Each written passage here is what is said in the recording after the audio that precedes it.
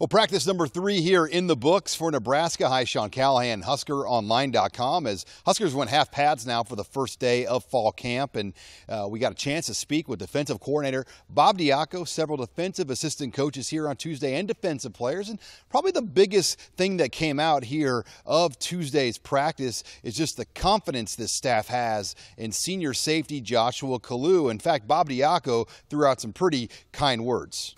Joshua Kalu could play a myriad of different positions really, really well. He's a talented player. He's a rugged, tough player. He's a smart player. We all collectively believe that safety is his natural position.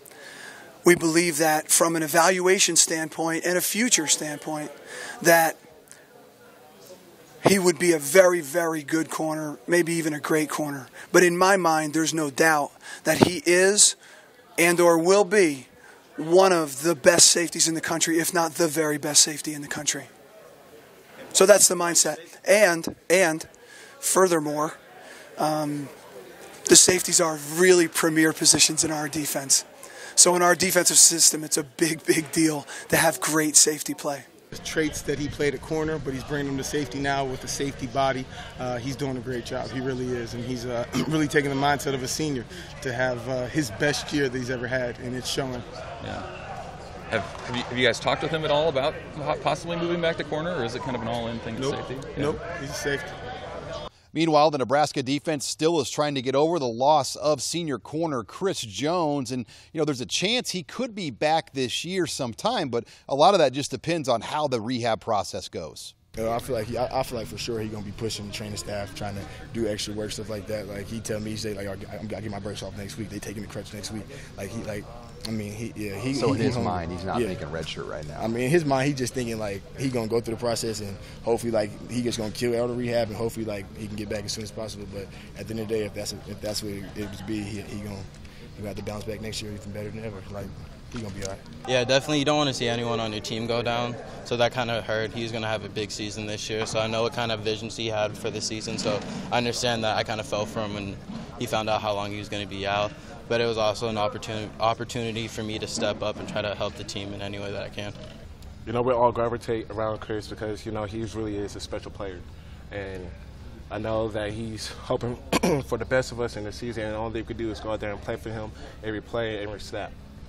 In the meantime, two of the players that are going to really have to raise their game at corner are Lamar Jackson, who's going to really move into that #1 corner role for Nebraska, and then sophomore Eric Lee moves into a big opportunity as well. Honestly, I feel like he sees, he knows, because he's been around. He seen me my freshman year. Me and Chris was bumping heads freshman year, just because, we was totally different. I was more the finesse guy. He was the more, I'm quiet, I'm going to work. Don't be around me, distract me. And I was the one laughing. But now he see, he know, we didn't grew closer together. He see me, my mindset changing. He see me working. So honestly, he excited for me. He said he can't wait to watch me play and stuff like that. So he see me growing. So it ain't really too much he say, individually. Eric Lee has been a smooth customer since I've been here. Everything he does is smooth. You almost take him for granted because you never think he's running fast, but because he's so smooth, he is running fast. So, everything the way he goes about his business and conducts himself is a mature, humble kid. He doesn't act like a guy that's 20 years old or whatever. Eric Lee conducts himself as if he's a 30-year-old grown man. This is why I came here, so I can try and fill a position to try and benefit my team.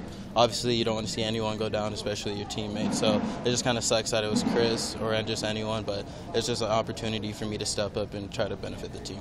Meanwhile, at the linebacker position, the depth and the competition is about as deep as any for Nebraska, and the Huskers will even bring in a new body here at the outside linebacker spot, Guy Thomas, who reported into camp at a very impressive 230 pounds.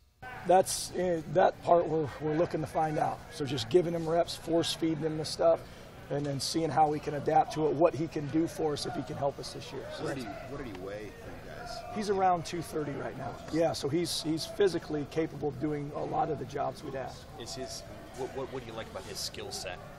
Just long, athletic, strong. Really excited not only about where he's at now, but his future. The ceiling's very high for him. Does he get it? Early on. Yeah, real smart kid, asks great questions, always asking questions, and so those are things you kind of you catch on when young guys are into it like that. It's really, really good to see. And finally, Nebraska added a new coach here this offseason in Scott Booker, who takes over the safeties coaching role.